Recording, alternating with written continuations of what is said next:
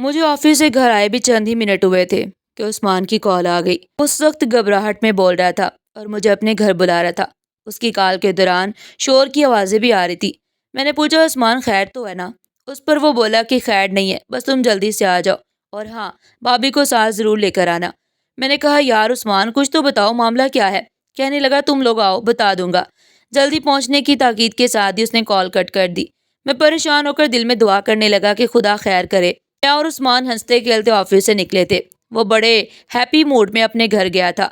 15-20 minute کے بعد اس کی گھبرائی ہوئی آواز اور پریشانی میں کال کر کے اپنے گھر بلانا، یہ سب میری سمجھ سے بالا تر تھا۔ اب اتفاق سے میری بیوی میکے گئی ہوئی تھی، تو میں گہری سوچ میں گم سم بیٹھا ہوا تھا۔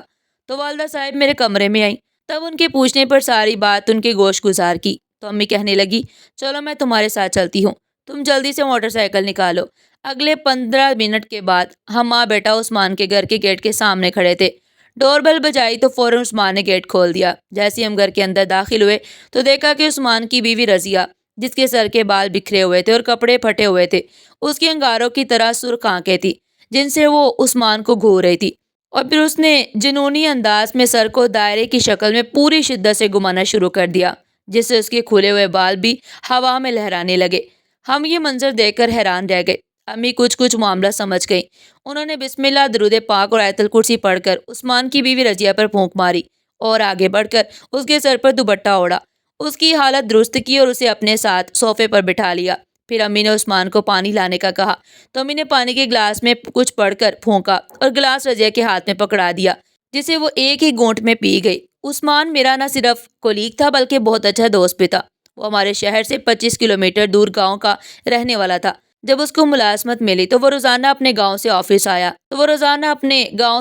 آیا تو جایا کرتا تھا۔ 6 مہینے پہلے اس کی شادی ہوئی تھی۔ 1 مہینہ تو وہ چھٹی پر رہا، پھر موٹر سائیکل پر وہ گاؤں سے آفس آنے لگا۔ چونکہ سخت سردی کا موسم تھا، صبح کے وقت دشوار کام تھا، دوسرے وقت پر آفس پہنچنا بھی محال تھا۔ چنانچہ عثمان نے اس مسئلے کا حل یہ نکالا کہ اپنے گھر والوں اور بیوی کی صلاح مشورے سے میں ایک چھوٹا سا مکان کرائے پر لے لیا اور واجبی ضروریات کے سامان سمیت رہائش اختیار کر لی۔ جس دن عثمان اپنی بیوی رضیہ کے ساتھ شہر میں شفٹ ہوا، ہم نے ان دونوں میاں بیوی کی دعوت کی۔ اس طرح میری بیوی اور رضیہ دونوں سہیلیاں بن گئی۔ اب ہمارا ایک دوسرے کے ہاں آنا جانا شروع ہو گیا۔ میری بیوی رضیہ کو زیادہ سے زیادہ ٹائم اور کمپنی دیتی۔ ایک تو وہ نئی نویلی دلہن تھی، دوسرا وہ گاؤں کی رہنے والی تھی اور شہر میں پہلی دفعہ آئی تھی، تو اسے کسی قسم کی تنہائی کے احساس نہ ہو۔ پہلا مہینہ تو بڑے آرام سے ٹھیک ٹھاک گزرا، پھر یوں ہونے لگا کہ رضیہ اکثر خلاؤں میں دیکھنے لگتی، اور جب اس کا شوہر کام سے واپس آتا تو وہ اپنے کپڑے پھاڑ کر بیٹھی ہوتی۔ کبھی کبھی بیٹھے بیٹھے ایک دم چونک کر ادھر ادھر دیکھنے لگتی، ایسے لگتا جیسے ڈر گئی ہو، مگر ان باتوں کا کسی نے کوئی خاص نوٹس نہیں لیا۔ 2 مہینے بعد میرے سب سے چھوٹے سالے کی شادی تھی، تو میری ساس صاحبہ نے بیوی کو کچھ دن کے لیے شادی کی تیاری کے سلسلے میں بلایا تھا، اس لیے وہ 3 دن پہلے میری بیوی اپنے میکے گئی، جو کہ 50 کلومیٹر دور ایک شہر میں تھا۔ 1 ہفتے کے لیے وہاں چلی گئی تو آج اچانک یہ واقعہ پیش آ گیا۔ کچھ دیر عثمان کے گھر بیٹھے رہے، پھر عثمان سے کہا کہ رضیہ کو لے کر ہمارے ہاں آ جاؤ۔ اس طرح پوری رات رضیہ ہمارے گھر ہی رہی۔ ہم نے اسے اپنے پاس بلا لیا تھا، مگر جیسے ہی اگلے دن عثمان اسے اپنے گھر لے گیا، دیوانگی کے دورے پڑنے لگے، وہ پھر سے اپنے کپڑے پھاڑنے لگی۔ اس صورتحال سے عثمان بری طرح گھبرا گیا۔ اس نے رضیہ کو گاؤں لے جانے کی بجائے فون کر کے امی اور بہن کو شہر بلا لیا تاکہ وہ اس کی دیکھ بھال کر سکے۔ مگر اب یہ ہونے لگا کہ رضیہ کی حالت دن بدن زیادہ خراب ہونے لگی۔ ڈاکٹر علاج کے ساتھ ساتھ کئی آستانوں کے چکر بھی لگا چکا تھا، مگر رضیہ کی حالت سنبھلے نہ سنبھلی، روز بروز بگڑنے لگی۔ اس کی آنکھیں سرخ ہو جاتی اور منہ سے تھوکیں نکلنے لگتی، جو چیز اس کے ہاتھ میں آتی وہ توڑ دیتی۔ اسے زیادہ تر نیند کی دواؤں کے زیر اثر رکھا جاتا، مگر جیسے ہی نیند کی دواؤں کا اثر ختم ہو جاتا، رضیہ کی حالت ویسے کی ویسے ہو جاتی، اور اس کی ماں رضیہ کو گاؤں میں لے کر نہیں جانا چاہتے تھے، کیونکہ برادری میں ان کے بہت شریک اور حاسد تھے۔ اس لیے انہوں نے رضیہ کی اس حالت کو پوشیدہ رکھا اور جس نے جو علاج بتایا وہ کرتے رہے، مگر رضیہ کی حالت میں ذرا بھی بہتری نہیں آئی۔ رضیہ پر عجیب سے دورے پڑنے لگے، دن بدن اس کی حالت بھی گرنے لگی اور وہ بہت کمزور ہوتی جا رہی تھی۔ عثمان اور اس کی ماں کو لے کر گئی، پیروں فقیروں کے ڈیرے پر گئی، مگر اس کی حالت جوں کی توں رہی۔ میری بیوی بھی میکے سے واپس آ چکی تھی، وہ بھی رضیہ کی حالت پر بہت پریشان تھی۔ کافی دن گزرے تو میری بیوی کو یاد آیا کہ اس کے میکے میں ایک لڑکی کے ساتھ ایسا ہی معاملہ پیش آیا تھا۔ تو انہوں نے بہت دور ایک شہر میں رہنے والے ایک اللہ والے بزرگ جو کہ متقی اور پرہیزگار تھے اور مصیبت کے مارے لوگوں کی مدد کرتے، تو میری بیوی نے اپنے بھائی کے ذریعے اسی طرح ان بزرگ کا رابطہ نمبر لے کر رضیہ کی حالت انہیں بتائی۔ تو انہوں نے رضیہ کے ساتھ اس کی ماں کا نام پوچھا اور تھوڑے توقف کے بعد کہا کہ فوراً رضیہ کو اس کی ماں کے ہمراہ لے کر ان کے پاس پہنچے۔ چنانچہ فوراً رضیہ کی ماں کو خبر دی گئی اور اگلے ہی دن صبح ایک ٹیکسی کروا کر وہاں پہنچ گئے اور 3 گھنٹے کی مسافت کے بعد آستانے پر پہنچ گئے۔ انہوں نے پوچھا کہ رضیہ کی حالت کب سے ہے، تو عثمان نے بتایا کہ 20-15 دن ہو گئے ہیں۔ پھر انہوں نے رضیہ کی عثمان سے شادی کا پوچھا تو بتایا کہ 2 مہینے ہو گئے ہیں۔ پھر وہ بزرگ آنکھیں بند کر کے کسی گہری سوچ میں ڈوب گئے۔ 10 منٹ کے بعد انہوں نے آنکھیں کھولی اور کہنے لگے کہ وہ معاملے کی تہہ تک پہنچ گئے ہیں۔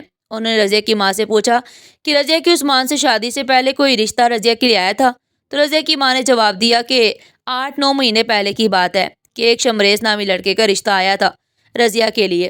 1 مہینے تک بات چلتی رہی، پھر رضیہ کے باپ نے رشتہ دینے سے انکار کر دیا۔ بزرگ نے تفہیمیہ انداز میں سوال کیا کہ انکار کی وجہ کیا تھی؟ رضیہ کی ماں نے بتایا کہ ایک تو لڑکے کی عمر بہت زیادہ تھی، دوسرا اس کا چال چلن بھی ٹھیک نہیں تھا، تیسرا لڑکے کا کوئی ڈھنگ کا روزی کا ذریعہ بھی نہیں تھا، چوتھا لڑکے کے گھر والوں نے بہت سی جھوٹی باتیں بتائی تھی۔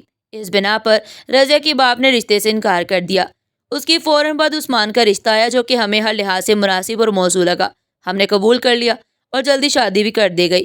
بزرگ نے پوچھا کہ رضیہ کا باپ کدھر ہے؟ تو رضیہ کی ماں نے ٹھنڈی آہ بھر کر کہا، محترم وہ تو پچھلے 2 مہینے سے ہسپتال میں ہے، ڈاکٹر ابھی تک ان کا مرض معلوم نہیں کر سکے۔ پہلے رضیہ کی باپ کی پریشانی تھی، اب رضیہ کی۔ میں نے تو راتوں کی نیند اڑا دی ہے، کیا کروں، کہاں جاؤں؟ تو بزرگ کہنے لگے، مایوسی گناہ ہے، پریشان نہ ہو، اللہ کرم فرمائے گا، انشاءاللہ رضیہ اور اس کا باپ ٹھیک ہو جائیں گے۔ بزرگ نے حوصلہ دیا اور تسلی دی۔ پھر رضیہ کی ماں سے پوچھا کہ جب شمریز کے رشتے سے انکار کر دیا تو اس کے بعد کوئی واقعہ ہوا؟ ماں نے ادھر ادھر سوچا، پھر بتانے لگی، جب عثمان سے رضیہ کا رشتہ پکا ہو گیا تو اس کے بعد رضیہ کے ابو کا کاروبار خسارے میں جانے لگا اور آئے دن کوئی نہ کوئی نقصان ہونے لگا۔ جب رضیہ کی رخصتی کر دی تو کچھ دنوں کے بعد ہمیں اپنے مکان کے باہر دیوار پر خون کے چھینٹے نظر آئے۔ پھر اس کے بعد ہمارے صحن میں ان کے خون کے ساتھ کسی پرندے کے چھوٹے چھوٹے انڈے بھی گرنے لگے۔ میرا ماتھا اسی وقت ٹھنکا تھا کہ ضرور کوئی بات ہے۔ میں نے رضیہ کے حوالے سے کہا کہ کسی بزرگ سے مل کر اس کا توڑ کرائیں، لیکن وہ تعویذ گنڈوں کو نہیں مانتے۔ چند دن گزرے تو رضیہ کے والد کی اچانک طبیعت خراب ہو گئی۔ بیماری سے پہلے وہ خود چڑچڑے ہو گئے تھے، بات بات پر کاٹ کھانے کو دوڑتے۔ پھر آہستہ آہستہ ان کی طبیعت زیادہ خراب ہونے لگی اور پھر یہاں تک نوبت آ گئی کہ انہیں ہاسپٹل میں داخل کروانا پڑا، جہاں ان کے کئی مہنگے ٹیسٹ، الٹرا ساؤنڈ وغیرہ ہوئے، مگر ان کا مرض کسی ڈاکٹر کو سمجھ نہیں آ سکا۔ ان کا وزن بھی بہت کم ہو گیا ہے، جسم سوکھتا جا رہا ہے، وہ ہر وقت خلاؤں میں گھوٹتے رہتے ہیں اور اچانک ان پر کبھی گھبراہٹ طاری ہو جاتی ہے، بے چینی اور بے قراری کی کیفیت میں کبھی بیٹھ جاتے ہیں، کبھی لیٹ جاتے ہیں، کبھی اٹھ کر باہر کو دوڑنے لگتے ہیں اور کبھی انتہائی غصے میں آ کر مارنے کو دوڑتے ہیں۔ ہمارا تو سب کچھ اجڑ گیا، کاروبار تباہ ہو گیا، اب اوپر سے رضیہ کی حالت اس طرح ہو گئی، کیا بنے گا ہمارا؟ اتنا بتا کر رضیہ کی ماں زاروں قطار رونے لگی اور روتے روتے اس کی ہچکیاں بن گئی۔ بزرگ فرمانے لگے، بی بی اللہ سے کبھی نا امید نہیں ہونا چاہیے، وہ ہر چیز پر قادر ہے، وہ بہت رحمان و رحیم ہے، آپ رونا بند کرو، انشاءاللہ اللہ کے کرم سے رضیہ اور اس کا باپ دونوں بہت جلد ٹھیک ہو جائیں گے۔ بزرگ اب رضیہ کی طرف متوجہ ہوئے۔ رضیہ جو کہ بے انتہا حسین و جمیل، بلا کی خوبصورت، رنگ گورا چٹا چہرہ، مگر اس وقت وہ اس حال میں تھی کہ بار بار سر سے دوپٹہ اتار پھینک کے سر کے بال کھول دیتی، پاؤں کی شلوار پنڈلیوں تک اوپر چڑھی ہوئی ہوتی۔ بزرگ نے براہ راست والدہ کو مخاطب کیا، بیٹی میری آواز سن رہی ہو؟ رضیہ بیٹی کیسی طبیعت ہے تمہاری؟ کسی چیز کی ضرورت تو نہیں؟ مگر رضیہ کسی بات کا جواب دینے کی بجائے ان کے چہرے کی طرف دیکھنے لگی۔ بزرگ نے رضیہ کے سر پر ہاتھ رکھا تو اگلے ہی لمحے اس نے نظر جھکا لی۔ بزرگ نے دعا کے لیے اللہ کی بارگاہ میں ہاتھ اٹھا دیے اور اب کہ حضور رضیہ اور اس کے بعد اس کی صحت یابی کے لیے دعا کی۔ پھر رضیہ پر دم کیا اور پانی کی ایک بوتل منگوائی، پانی پر دم کیا اور ہدایت کی کہ سب سے پہلے فوراً اللہ کی راہ میں صدقہ خیرات کرے اور آج کی رات اسی شہر میں رک جائیں۔ صبح جب آپ آئیں اور پانی کی بوتل ساتھ لے کر جائیں اور ہر گھنٹے کے بعد تھوڑا تھوڑا پانی رضیہ کو پلاتے رہیں۔ پھر بہتر یہی ہے کہ اسی شہر میں آج کا باقی دن اور رات قیام کر لے، انشاءاللہ اول تو کچھ نہیں ہوگا، خدا نہ خواستہ رضیہ کی حالت یا طبیعت بگڑنے لگے تو فوراً انہیں خبر دی جائے۔ یہ کہہ کر انہوں نے سب کو رخصت کیا اور پھر دوسرے لوگوں میں مصروف ہو گئے۔ وہ بزرگ جن کا شمار خدا کے برگزیدہ بندوں میں ہوتا تھا، حقیقی اور خاصتاً اللہ اور رسول پاک صلی اللہ علیہ وسلم کی رضا اور خوشنودی کے لیے مخلوق خدا کی خدمت کرتے اور اللہ سے رو رو کر دعا اور فریاد کرتے کہ سب کی مشکلیں آسان ہو، تمام بیماروں کو شفا ملے، پریشان حال لوگوں کی پریشانیاں دور ہوں، بھٹکے ہوئے لوگوں کو راہ ہدایت نصیب ہو۔ انہوں نے اس رات رضی اور اس کے بعد اس کے لیے تعویذ دیکھنے سے پہلے مراقبہ کیا تو کچھ عجیب طرح کی صورتحال ان کے سامنے دیکھی۔ ایک تانگے میں 6 یا 7 لڑکیاں کہیں جا رہی ہوتی ہیں، گھوڑا سر پٹ بھاگ رہا ہے کہ اچانک یہ گہرے کھڈے میں تانگے کا پہیا جاتا ہے اور اگلے ہلا میں تانگا الٹ جاتا ہے، لڑکیاں شور مچانے لگ جاتی ہیں اور بری طرح زخمی ہو جاتا ہے، گھوڑا بے ست پڑا ہوتا ہے اور اسی اثنا میں ایک چیل اور گردنما بہت بڑا پرندہ تیزی سے آتا ہے اور ایک لڑکی پر جھپٹ پڑتا ہے، اس کے سر پر لگا کچرا اتار کر لے جاتا ہے اور دوسرا حملہ کوچوان پر ہوتا ہے اور وہ اپنے نکیلے پنجوں سے اسے اور زخمی کر دیتا ہے۔ پھر چاروں طرف سے خون کے چھینٹے پڑتے ہیں اور ساتھ ہی فضا میں گہرا گرد و غبار پھیل جاتا ہے۔ پھر 3 تعویذ لکھے اور ذکر و اذکار وظائف کے بعد سو گئے۔ اگلے دن مقررہ وقت پر وہ لوگ رضیہ کو لے کر آگے۔ پچھلا دن اور رات سکون سے گزرے، وہ پرسکون نارمل رہی، دیوانگی کا کوئی دورہ نہیں پڑا تھا۔ بزرگ نے رضیہ کو دم کیا اور تعویذ دیا کہ اسے خالص چاندی کے ہول میں پیک کروا کر اس کے گلے میں ڈال دیا جائے، مگر تعویذ ڈالنے سے پہلے رضیہ کو دم کیے ہوئے پانی سے اچھی طرح نہلایا جائے اور ساتھ ہی انہوں نے چینی اور پانی پر دم کر دیا کہ 7 دن تک اس کو چٹکی بھر چینی کھلائی جائے اور تھوڑا تھوڑا پانی بھی پلایا جائے۔ دوسرا تعویذ رضیہ کے والد کے لیے تھا کہ انہیں ہاسپٹل سے گھر لے آئیں اور اس کے گلے میں تعویذ ڈال دے اور اس کے لیے بھی چینی اور پانی پر دم کر کے دیا۔ تیسرا تعویذ رضیہ کے والد کے کاروبار کے لیے دیا کہ آئندہ کے لیے کوئی نقصان نہیں ہو اور دوبارہ سے کاروبار چل پڑے۔ اس کے لیے ہدایت کی کہ اسے کسی کے علم میں لائے بنا تو دریا میں بہا دیا جائے یا پھر کسی کنویں میں ڈال دیا جائے جب تک حالات ٹھیک نہ ہو جائے، اپنے خاوند عثمان کے گھر میں رہے اور اس کا والد بھی اپنے گھر میں رہے اور اس اثنا میں مکمل خاموشی اور احتیاط رکھی جائے۔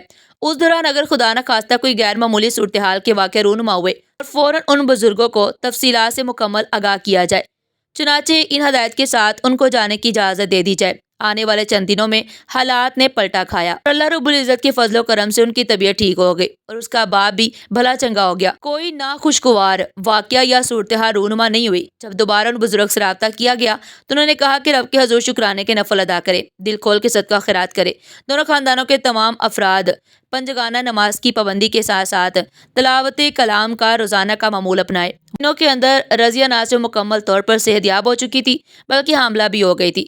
اس طرح اس کا باپ بھی تندرست ہو گیا اور اس کا کاروبار بھی چلنے لگا۔ کافی اصرار کے بعد ان بزرگ سے ان معاملات کی بابت پوچھی گئی تو انہوں نے بتایا کہ جب شمریز کو رضیہ کا رشتہ دینے سے انکار کیا گیا تھا تو اس نے دل میں کینہ اور بغض رکھ لیا اور انتقام کے طور پر جادوگر ٹائپ خبیث شیطان کے چیلے سے فی رقم دے کر گندا عمل کروایا تاکہ رضیہ کا گھر نہ بسے، اس کا والد بھی تباہ و برباد ہو جائے۔ تو قدرت کی بے آواز لاٹھی حرکت میں آئی، کچھ یوں کہ جو کنواں شمریز نے رضیہ اور اس کے والد کے لیے کھدوایا تھا وہ خود اس میں گر گیا۔ 2 بھینسیں تھی جو وافر مقدار میں دودھ دیتی تھی، یکے بعد دیگرے سام کے ڈسنے میں مر گئی، اس کی فصل تباہ ہو گئی، وہ ٹی بی کے مرض کا شکار ہو گیا، مناسب علاج نہ ہونے کی وجہ سے خون تھوکتا پھرتا ہے۔ آج تک اس کی شادی نہیں ہو سکی، جبکہ رضیہ اپنے گھر میں بہت خوش و خرم زندگی گزاری ہے۔ اس کے 2 بچے ہیں، اس کے والد کا کاروبار پھر سے چل نکلا، اللہ نے اتنی برکت ڈالی کہ ہر طرح سے خوشحالی ہی خوشحالی ہے۔ رضیہ کی ماں اور باپ نے حج ادا کرنے کی سعادت حاصل کی۔ رضیہ کے باپ نے رضیہ اور عثمان کو عمرہ کرایا۔ اب عثمان نے شہر میں مکان بنانے کے لیے 10 مرلے کا پلاٹ بھی لے لیا۔ شمریز اپنی بدفعلی، حسد کی وجہ سے اور انتقام لینے کی کوشش میں انجام بد سے دوچار ہو کر دوسروں کے لیے عبرت کا نشانہ بن چکا ہے۔ سچ کہتے ہیں جو لوگ اپنی اصلاح کرنے کے بجائے دوسروں کا برا سوچتے ہیں اور کرتے ہیں ان کا انجام ہمیشہ برا اور عبرت ناک ہوتا ہے۔ ناظرین، آپ کو آج کی کہانی کیسی لگی کمنٹ سیکشن میں اپنی قیمتی رائے کا اظہار ضرور کیجیے گا۔ پھر ملتے ہیں ایک نئی دلچسپ کہانی کے ساتھ، تب تک کے لیے اللہ حافظ۔